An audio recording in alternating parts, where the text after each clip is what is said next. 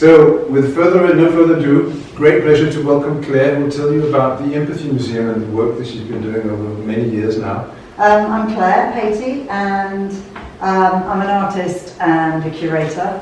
And I thought I'd just, before I spoke about Empathy Museum, which is the major work that I'm engaged with at the moment, and we're very lucky enough to have Morton on the board of the museum, I thought I'd just give you a bit of context about the way that I work and why I work in that way, and that will lead us into Empathy Museum. I work normally outside of a traditional gallery or theatre context, and quite often outside, actually. And I work in a kind of socially engaged practice that and I want to create new public spaces where people can have unlikely encounters with people who aren't like themselves, and use that as a catalyst to perhaps have difficult conversations. So it's not only about that, it's also about playing together, learning together, dancing together, listening to music, making a mess, imagining, working together, and it's always very collaborative. So I end up putting teams of people together. Basically, I come up with ideas for things and I make them happen. And I put together teams of people in order for that to happen. And those will be interdisciplinary teams. So it could be working with foragers or economists or historians or anthropologists or surgeons or prisoners or patients in a hospital or kids in a primary school, and then with people from all different sorts of art forms. And sometimes that's hundreds of people coming together to make something, and sometimes it's 3 people coming together to make something. I've got a background in making work with, I've got these sort of dual interests. One is about food and environmental issues, ecological issues, food growing and public eating, and the social act of eating together. And the other inquiry is around museums and the cultural space of museums. So I haven't got time to be talking about these projects, but I just thought I'd give you a little taste of some of the things that I've done in the past. Just to give you that idea about the participatory aspect of them. I ran a museum on the South Bank in London in a disused warehouse building for 5 years called the Museum of, and it changed what it was of every 6 months. And it was an inquiry into that cultural space of a museum, and it was meant to... So basically, it had 5 different museums, and it started with showing local people's collections of whatever they collected in whatever way that they wanted to show them. So everything from Dolly Parton memorabilia, where we built Dolly Parton's living room, to this, I think it's something like 32,000 plastic toys from inside Kinder surprise eggs. And there was a museum of me looking at personal identity, a museum of the unknown, where we borrowed lots of objects from other museums in London that they had in their collections and they didn't know what they were. And people became the archivists and decided what these objects were. Sorry, now I'm confused about what button I'm using. That's the one. For 5 years I ran a project called Feast on the Bridge, where we grew food in community gardens and allotments across London, and schools took part. We grew wheat, we grew all sorts of fruit and vegetables. We worked with chefs and foragers and gardeners, and closed Southwark Bridge across the Thames, and had a kind of alternative harvest supper where 35,000 people could come and sit and eat together and churn butter and make cheese. And this was a huge fruit salad toss with waste fruit that was destined for landfill. And here you can see this giant hay fight, which wasn't intended. And I suppose that's one of the things about working with people. I think there's kind of 2 things that I've learned. One is that you have to leave space for people. If you're inviting people to take part, it's very important what that invitation is. And secondly, you've got to leave room for people to bring what they're going to bring to the event. And it will often be something that you'd never even dreamed of. And so this basically started with a little child just throwing a little bit of hay from a kind of amphitheatre that I'd created for storytelling, and 10 minutes later 300 people were throwing hay at each other, and it was fantastic, and people came back every year just for the hay fight. And that wasn't my intention, but it made the project richer, and I think that's really important. And the other thing is that people don't do what you think they're going to do, ever. So I think that's kind of one of the risks about making that kind of participatory work. These are mobile garden salad hats where you could just chop off a bit of the salad into people's food. So that's just oh, there's one more example. This was a program I made where I made 42 installations of all the stuff that we, average British human being, produces or consumes in a lifetime. So there's the 15,632 bottles of milk that you would drink in an average lifetime. And that's all the methane that you'll fart in an average lifetime. And all the words you'll ever speak. And all the apples and carrots you'll ever eat. So I kind of think there's something sometimes in the work that's about kind of revealing a hidden story. And it's all about storytelling. I think all of the projects are about storytelling. And that will lead on to what I'm trying to do with Empathy Museum and with story in a slightly different sort of way. So I'm currently the director of Empathy Museum. And I'm going to talk a little bit about what we use as a kind of definition of empathy to start talking about what we're trying to do in the museum, and also how we kind of work with new communities, with audiences, and what it means to have a museum that doesn't have walls, and the advantages and disadvantages of that. So the concept of empathy comes from, in the context that we're going to talk about, it comes from a German word, which I apologise to any German speakers, Einfühlung, which I've probably not pronounced very well, but was used at the end of the 19th century in German philosophy and aesthetics, and it literally translates as feeling into. So it was used to talk about art and nature and this idea of feeling into art and nature. So originally our ability to have a kind of emotional rather than a rational response to those things.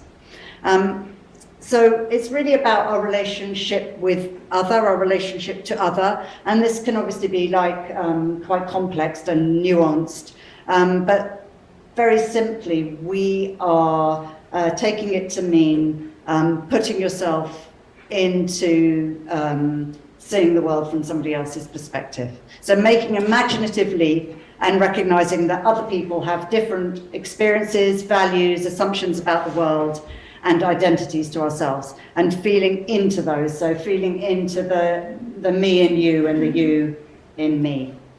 So it's kind of like a journey that could be surprising and challenging. It might reveal our preconceptions about people or about the world, but ultimately it's an exploration of shared common humanity, the things that make us human. So we're doing it now because we're living, obviously, in an increasingly divided, polarized world where we're seeing a rise in conflict, global conflict, in xenophobia. We've got a climate emergency, and perhaps we need empathy more than ever as a tool to try and understand one another. And on top of this, it's widely accepted that empathy levels are declining. Barack Obama, you can see on this quote here, talks about the global empathy deficit. So even though we might feel that we're more connected through social media, through globalization, through the internet and so on, actually we surround ourselves by people who are very like ourselves. And we live in these kind of silos where we're not challenged very often, and no one's there to unsettle our assumptions about the world around us. And you're going to know much more about this than me, but through the reading that I've done, it seems to be suggested that we're wired for empathy, and it's a skill that we can learn. So like riding a bike, but it's something that we need to practice in order to get better at. And I guess our intention is to sort of counter the narcissism of the hyper individualized world, the kind of me culture, and to talk about coming into contact with people who aren't like us. So in a massive way, it could be about sort of global peace or averting catastrophic climate change. But on a smaller scale, it's about understanding your partner and your kids or your neighbours, and designing a potato peeler for someone with arthritic hands, or restorative practices in the workplace or in the criminal justice system. I just think empathy has got so many relevant avenues that if you start looking at it in terms of design, in terms of system design, in terms of the way that we write or create work, the way that we relate to one another, the way we relate to the environment around us, it's got so many benefits. I started working on it because sorry, at home, you could probably, oh my God, it's like being in some sort of cabaret. It's taking over. Yeah, technology is taking over. Yeah. I got invited to work on this project by a writer and philosopher called Roman Krishnarak, who's based in Oxford. And he wrote a book called Empathy, What It Is and How to Get It. And he asked me to come up with some ideas based on the thinking in this book about how to create experiential work that gave people the opportunity to practice the art of empathy. So I started thinking about creating a free museum that allowed visitors to experience what it might be like to be someone else.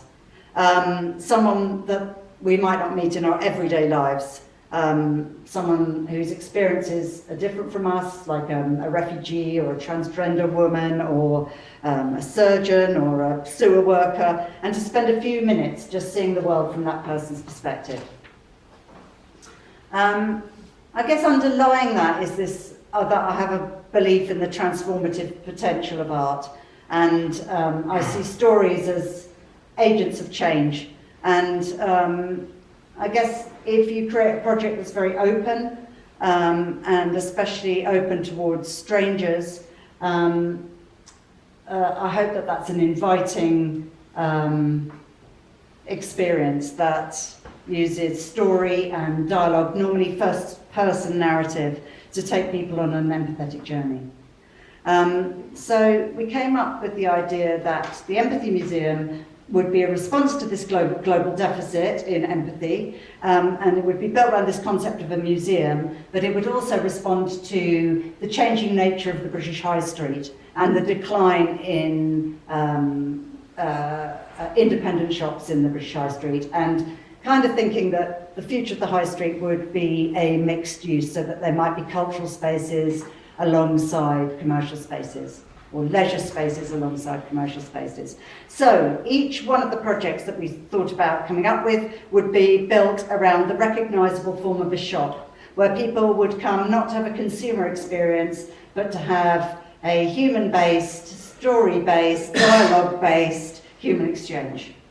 So I listened to a lot of people talking about empathy, and most people ended up describing it either as seeing the world through someone else's eyes or taking a walk in their shoes. I cannot believe the tech show. Sorry for you at home, I don't know if you can see me. It comes on, yes. It's crazy. And at that time, I came across this Native American proverb, never criticize a man till you've walked a mile in his moccasins. And it just triggered something, and I thought, what if the first project is a shoe shop? But instead of this being a proverb, we'd make it literal. So we'd have a shoe shop where you'd come in and you'd get fitted with a pair of shoes that belonged to someone else, and you'd go and walk in that person's shoes while you listen to them telling you a story about their life. So we created this project called A Mile in My Shoes. And we didn't have a building. So we got invited to do it at a festival, and our solution was to get a shipping container, which you can lock and it's waterproof, and you can move it around. And it happens to be the shape of a shoebox, so we made it into a giant shoebox. And it inside is a shoe shop, and it tours around the world, and it arrives in the centre of a town, and it looks quite intriguing. People don't really know what it is, and the concept is, I think, simple enough for people to go, oh yeah, I get that, and feel like it's something that they could come into. But we interact with people both as storytellers and as audience members. So we would arrive somewhere, this is on the banks of the Thames, and we would work with a team of audio producers to go out through networks, through local community networks, and build up a kind of audio portrait of that area. So we would concentrate on those stories being diverse in terms of age, class, background, culture, all sorts of things. So we would have like the gardener from the American Embassy and the drag queen from the local pub and someone whose family's worked on the Thames for 400 years. Anyway, we collected like 30 stories for this initial project. The youngest person was 8, the oldest person's 101, and we invited people to come in. And all you get is, I think it's every time I press the button, this happens anyway. When you come in, you get invited to put on someone else's shoes. You don't know anything about them other than they share your shoe size. And their name is Gary or Diane or whatever. And you have to take your own shoes off. So you're kind of shedding a part of you, and then you're putting on the shoes that belong to someone else. And you get given an MP3 player and a pair of headphones, and you head out to walk a mile in someone else's shoes.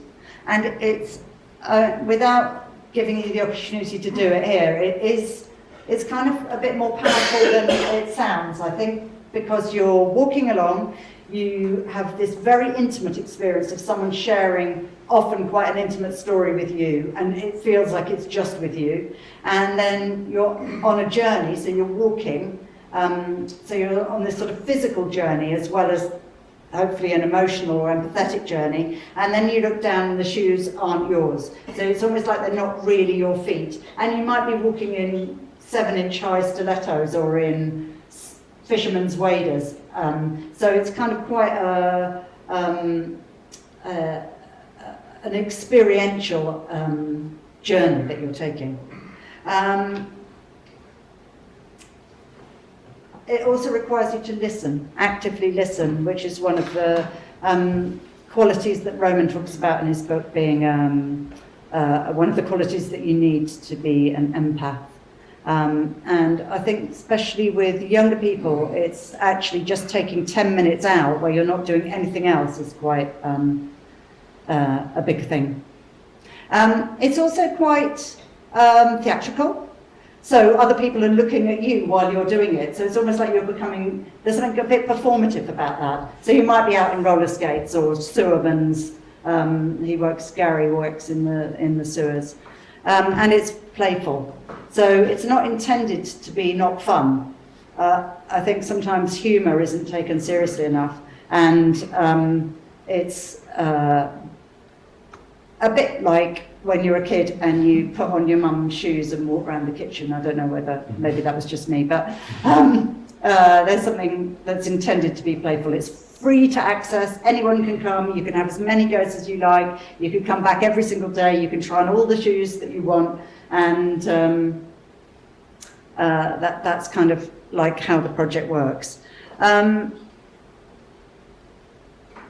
I think that I was talking to someone earlier, and you again will know more about this than me, but I read some research that came out of Princeton that suggests that if I'm telling you my story and you're really listening to me and we're making that connection with one another, then our brain patterns begin to mirror one another. And I just like that in terms of the sort of empathy happening on a physical level, because it does actually feel like that when you're engaged with it. I also think that we obviously bring different stories to our listening of the story. So my connections that I make with Tim, these shoes belong to Tim, with Tim's story will be different from the connections that you make because of our own stories and what we bring with us. But these universal themes of love or loss or of joy or grief just come through, and we all manage to make a connection with the person. And I suppose the third part of the project is, the first part is the collection of the stories. The second part is opening and inviting people to walk in someone else's shoes. But the third part is the reflection part. And I think that's absolutely as important as the other two parts. So when people come back, they want to share their experience of the story, they want to share some of the issues that it's brought up, or they want to share their own stories. And sometimes people sit around for hours. I mean, I've had amazing conversations in there, and quite often with people who are involved with something like trainee surgeons. I've had like 3-hour conversations about empathy and surgery. Like fascinating conversations that have come out of it, or stories to do with Brexit where Leavers are walking in Remainers' shoes or Remainers walking in Leavers' shoes. It's kind of it's a very good model where you can actually engineer those things so that there isn't conflict at the heart of it. There's hopefully understanding at the heart of it, and it opens up the space to have those conversations. We travel all over the world, and we collect stories and shoes wherever we go. So in terms of that kind of model, it can become relevant to anyone, anywhere, because we're doing it in Riga or in Sao Paulo or in New York or in Denver or in Perth or Melbourne. And we've probably got a collection of about 500 stories in about 7 different languages. And we continue to grow that. And I hadn't envisaged that at the beginning, because now I'm beginning to have the same problems as any museum. Like, I'm always having to go to the shoe mender and think about how we're going to archive and catalogue everything. But that's been a kind of amazing part of the process. And back to the model part of it again. This is something that we did with the NHS and the Health Foundation, a think tank. And we got invited to collect, I think it was 50 news stories from across the NHS, from everyone from a prison psychologist to an imam who's working as the first Muslim chaplain in a hospital, to porters, to orthopedic surgeons, to all sorts of people, nurses. And we showed it in the Houses of Parliament so that policymakers were walking in the shoes of the people delivering the service. And I'm not sure that entirely worked. Some of them thought about it as a kind of PR opportunity, but I like the idea that you would have, and in a smaller scale that really worked. So there was a GP who walked in his receptionist's shoes, and they must literally work like from here to where Leonardo is over there every day. And he just went, I had no idea that was your experience of the workplace. And yet they're part of a team together, they work together every day. And so I kind of liked the way that it was working in a model like that. And we did move into an actual shop in Carnaby Street with Choose Love refugee NGO, and we did a whole project, just 40 news stories from refugees who'd made Britain their home for Refugee Week, and tried out what it would be like to be actually in a shoe shop as well. And it was staffed by some of the storytellers, which was amazing, because they were experiencing people walking in their shoes and sharing their story, and then they'd be there when someone came back and would have conversations. I think if you walk, it does really rely on the people working in there being this kind of cross between a shoe shop worker, probably at the beginning of a school term where you've got 1 million people coming in to buy their new school shoes or something, and a therapist or something like that, a counsellor. It's kind of quite a full-on role where you're dealing with people and the actual logistics of it, but then the emotional part of it too. We asked people to take a photo of their shoes when they come back and feedback what they thought of the whole experience. So that's a growing collection of that. And we have a podcast. So once a week, we put out one of the stories from A Mile in My Shoes from somewhere in the world. And you can get that on iTunes or Acast. And we won an award for Best New British Podcast. So that goes on every week, and we do podcasting projects with different groups of people. So women in prison, teenagers with experience of the criminal justice system, school children in Lambeth. So we do a range of podcasting projects alongside it. We have other shops in the series, and this is one called 1001 Books. It's a library, and it's a crowdsourced library. So it's looking at empathy through literature and the idea that you can travel in your armchair and you could go anywhere. So you can be a character from 17th century France or from, you know, the future. So it's looking at sort of empathy across time and space, and the power of stories and literature to take you there. And we invited people, instead of to give money through a crowdfunding scheme, to suggest a book that they would most likely like to see in a new library, and then to say why. And we built a shipping container again, but this time like a stack of books, and invited people to say in less than 100 words why they gave the book. And then we would cover the book so that you couldn't judge it by the cover and no one knew what it was, and we gave it a number. And then we displayed all of the dedications. This is why I gave the book. And then you'd have a number, and you would choose what book you wanted to take out just through that dedication. We had a performer who was a librarian, and the idea was that you could take out a book, and you could then log onto a website and you could see who else had read that book, what they thought of it, and then you could hand it on to someone else in the world. You could leave it on a park bench, you could give it to a friend, and that these books would make this new journey out into the world, and the feedback would gather. Although I do think probably 90% of them just went home to someone's shelf. I would like to put like tracking on them so you could see where they were going in the world. And we do programs of stuff around it. So we did human libraries, where you borrow a person, a living book, instead of a book, and you have a conversation with them. We did reading aloud, book clubs, literacy classes, all sorts of stuff around it. And this is our reimagining as an estate agent during lockdown, where we thought that we would maybe go into non-existence because everything we were doing was cancelled. So we thought, we'll do it. We know about audio. We're really good at audio. And we'll do an audio photography project called From Where I'm Standing, and work again with the NHS, which we did, and with key workers. So people like undertakers, supermarket workers, people who'd had particular experiences of lockdown, like a student who'd had all their A-levels cancelled or whatever. And we worked with local people. So we asked people to nominate someone in their community who'd made a massive difference to them during the pandemic, the first lockdown this was. So we had stories from across nursing and across health and social care, local people and key workers. And we worked with 4 photographers, and we asked people to also think of an object that had been particularly important to them during lockdown. So people had their photo taken, and then we took a photo of that object and we recorded their audio story. So this guy, Matt, is in charge of the whole of the planning for the NHS. This was someone who just, a nurse at the New Nightingale, one of the New Nightingale hospitals. And the one at the end is she runs a house gospel choir where people were all singing online together.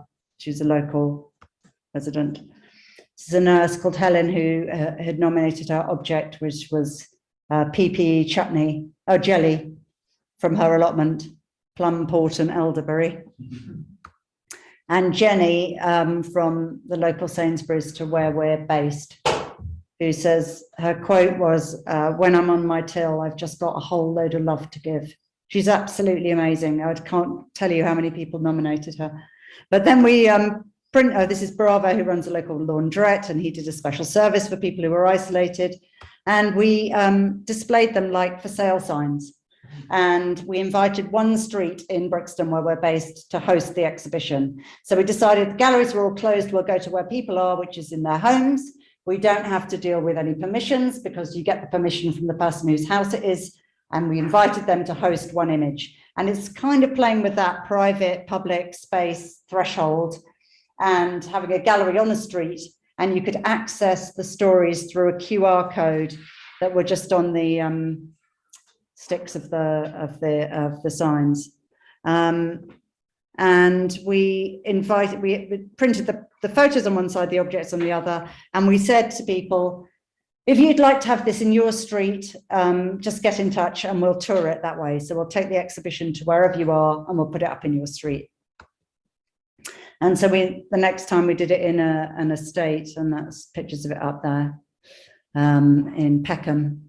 And we had an online gallery, so you can access all the stories and the audio online. It's called From Where I'm Standing. And our latest project is called Citizens Advice Bureau, which was based on the Citizens Advice Bureau, and it's a kind of depository for advice. So we built this massive ear and we put it into a market in Leeds. This is just the R&D stage of a project we've been working on. But we asked people to come and be photographed by the ear, and they took away a picture of themselves, and we kept one. And then we got, it was amazing who was going through that market, absolutely everyone. Anyway, we invited them to give us a piece of advice. And then we're going to do some development of this project in November and share the advice on an advice line that goes down the city centre.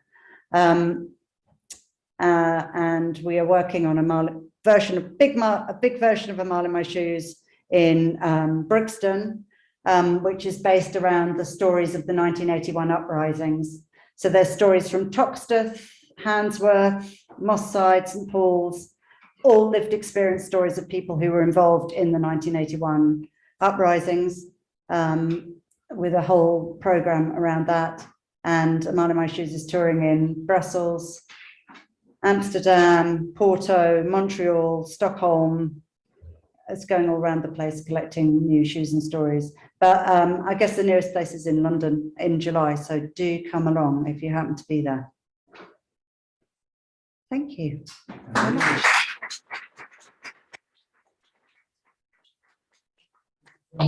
Clare, for persevering despite all the technical problems. I'm locked in. You're locked in, yes, you have to stay right here. In fact, you can stay. You should be able, if you stand here, there, because then I think I've managed so that you can actually see her online, yes? So I think there will be lots of questions. Maybe we can take a question from the room first. Anybody who would like to ask something? Yeah. I have a question about the advice project. Oh, yeah. Is it a random advice that people can get, or do they ask for advice on a specific question? Well, that's a very good question, because it is random, but I don't think that worked very well. And I think it would be much better if it was more directed. I love the idea of borrowing the person. So maybe you can borrow an advice from someone that you like. Yeah, that would be great. Yeah, that would be great. Well, you know that what they say about experience, it's very hard to get. You would dearly love to impart it on somebody else, but nobody wants it, yes? Yeah, so I think one of the things I love about your work, Clare, is this sort of openness to experience, openness to different kind of questions, and constantly asking, are we doing the right thing? And also, I think one of the things that really stands out, even though you're doing so much, you're doing all of this, on a shoestring, but also you're not franchising. It's very important for you to keep it as a project that has quality. That is not just, it would be so easy, and you've had so many people come to you and say, can we just, buy into the franchise, right? Yeah. Could become the McDonald's of mindfulness, yes. But you've said, no, I don't want that. And I think this idea of the high street, this idea of common experiences and using physical places and stories. And again, I think what shines through all of your work is the storytelling. Mm. And of course, when it comes to flourishing, that's exactly what we're doing, right? The kinds of stories we're telling ourselves, of the kinds of suffering that we've gone through, but also the flourishing. Mm. So one of the things that I'd be quite curious about is what's going to happen with the stories from Brixton. Because of course there were lots and lots of suffering, but at the same time, how do people view it now? Do they look back on it in a different way? We've specifically asked, in terms of how we interview people for the storytelling, with the Brixton project, we've specifically wanted to know how that experience has altered or changed, or what the positive things are that have come out of it now, or has anything changed? So there is a kind of looking back and looking forward. There's a kind of future question involved in the project. So yeah, they're amazing stories. So I think there's a question. We have at least 3 questions. There's one from Hélène first. Please, Hélène. Thank you so much, Claire. This was amazing. And I think I'm actually going to use this talk to try to convince my university, UCL, to do a mile in my shoes in the university, because there is definitely a need for more empathy there as well. But yeah, my question was very similar to the one Morten just asked. I was going to ask whether you'd had a chance to go back to some of the participants in all these projects and see what effect the work had on them over time, really. We haven't done that, but we have been back to people to ask, to try and evaluate what the experience of sharing their stories has been like for them, just in order to think for ourselves, evaluate for ourselves whether that's been a positive experience, a cathartic experience, if there's been negative stuff about it, how it feels that that's now in the public realm, all of those things. And we're quite keen that the people actually do own their stories, so that if at any point they want to take their story back, they can totally take their story back. It's the last thing I want to do is to become a sort of a commodity broker of people's life experiences. But there's one that I just really loved, because he was a dentist from Syria, but he talked a lot about how he had been invited to speak to the press often about his experience, and how when he was speaking with us, he was allowed to be everything that he was. He was allowed to be all of his identities. He was allowed to be an Arsenal fan and a dad. And he says, I'm Yazan, I'm the dentist, I'm the dad, I'm the football fan, I'm the David Bowie freak, I'm like this, that, and the other, and I'm also the Syrian refugee. But that you have all these multiple identities that you can express, and hopefully that is something powerful or cathartic or useful for people. But I don't know, I think that would be interesting to go back. I mean, sometimes I haven't even met everyone. I did have one party in Perth where everyone came, and it was absolutely extraordinary. I think it's one of the maddest parties I've ever been to in my life. It was fantastic. And there has been some madness. I am large, I contain multitudes as well. Yes, exactly. I think that a lot. Yeah. It So, also occurred. So go sorry, on. just wanted to ask quickly the way you presented your work. It also occurred to me that this so encapsulates what anthropology tries to do, and sometimes succeeds, sometimes not. But Clifford Geertz, the famous anthropologist, said that what anthropology was about really was to listen to the stories people tell themselves about themselves. And this is also what your work does, but in a very effective way. So thank you. That's a great quote. I need that. Absolutely. We can get to that. So Katerina, I think we have 2 more questions online. Katerina, first, please. Hi, yeah, thank you so much for your talk. It was really wonderful to hear about all your work, and a lot of it was very moving. But one of the things that really struck me was your ability to keep things interactive and like distance from it just being an exhibition, but really bring the people into it. So I just kind of wanted to ask you a little bit about the process of actually coming up with this idea and then developing it into what it is now, because, you know, from the outside, we just kind of see, oh, an exhibit popped up, or, oh, an interactive experience popped up. But what are maybe not the whole process because of time, but what are some of the key things that kind of you think of? Yeah, I think that there's sort of 3, you shouldn't start saying by 3, should you? Because then you'll get 1, 2, and then you'll get the last one. But they're definitely simplicity. You need to be able to express the idea incredibly simply to anybody, I would say. Okay. And once you start rambling on and you're not quite sure, then it's not going to, I don't think it's going to work. Secondly, I think that it's about what the invitation is. And I know that sounds so trite or so simple, but it is not simple. It's like, what are you inviting people to be a part of, and why? And how are you communicating that invitation? And I think that's really key. I think the third one is that it's genuine and it's authentic. It's not like you're saying something's interactive and actually all someone's doing is pressing a button. It's not really, you're just saying that in order to get some funding or whatever. It has to be genuinely what that contribution is, needs to be valued, it needs to be authentic, and it needs to be sincere, have integrity to it. And then I'd say the design is really important. So I would say design right from day one. I would speak to whoever I'm working with on the design right from day one, and that runs all the way through everything. So, you know, once you're over the threshold, absolutely everything is true to that kind of idea and to the aesthetic that you're trying to create and to the invitation that you're making to the public to be part of it.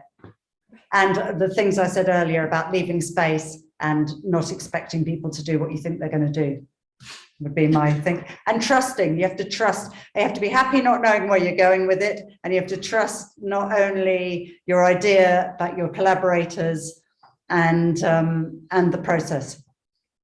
So you got a lot more than 3 there. So Chris Morton, Chris, please. Thanks. Thanks very much, Claire. I really enjoyed that. Amazing work you've been doing over the years. As a museum curator, I was also going to ask you about evaluation, and I know you've already touched on that some more, because I'd be really interested to know how you do your evaluation, how you measure perhaps attitudinal changes or shifts as people experience your installations. So maybe you could say, I mean, because presumably you do have to talk to your funders about this, about evaluating these sorts of things. And we always struggle with the question of, so a lot of these people are already going to be quite empathic people, I presume, because they're bothering to engage with what you're doing. So how do you target those people that perhaps, wouldn't necessarily visit, your sorts of installations? How do you target those audiences that aren't visiting? Because those are probably the ones that are least empathic and that need attitudinal changes. So there's slightly 2 different questions, but the one about audience, I'd say that we try and do it in places where everybody is. So like in a shopping centre in the middle of Southampton or something, and then you do not get, it's so varied who you get coming in. And because the idea is simple, I think people can relate to it and they will be willing to give it a go. Also because it's free and it doesn't take very long. So you've got those things on your side. And I suppose the other way of getting those people involved is to invite them to share their story. So if you do a project about Brexit, for instance, and you get the 2 different, I'd say the most difficult people to get to share their story are super educated, successful people, successful in inverted commas people. And that's more difficult than anyone else. But if you get people's stories, then you get their families and their friends, and you can reach audiences in that way. In terms of evaluation, it's difficult because it's easy to do the quantitative stuff, but the qualitative stuff's difficult. Anecdotally, you get it because you get it from feedback forms and through visitors' books and comments and all of that.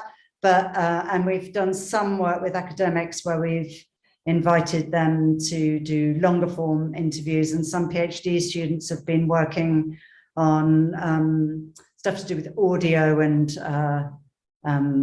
interactive tech-based work. So we've had a bit of that, and we evaluate with our teams and with storytellers and designers and so on, and the people who've commissioned the work. But we are about to open a shop next year, and we are going to do a very in-depth bit of evaluation with a university and see what that brings up. But it is, it's a bit problematic.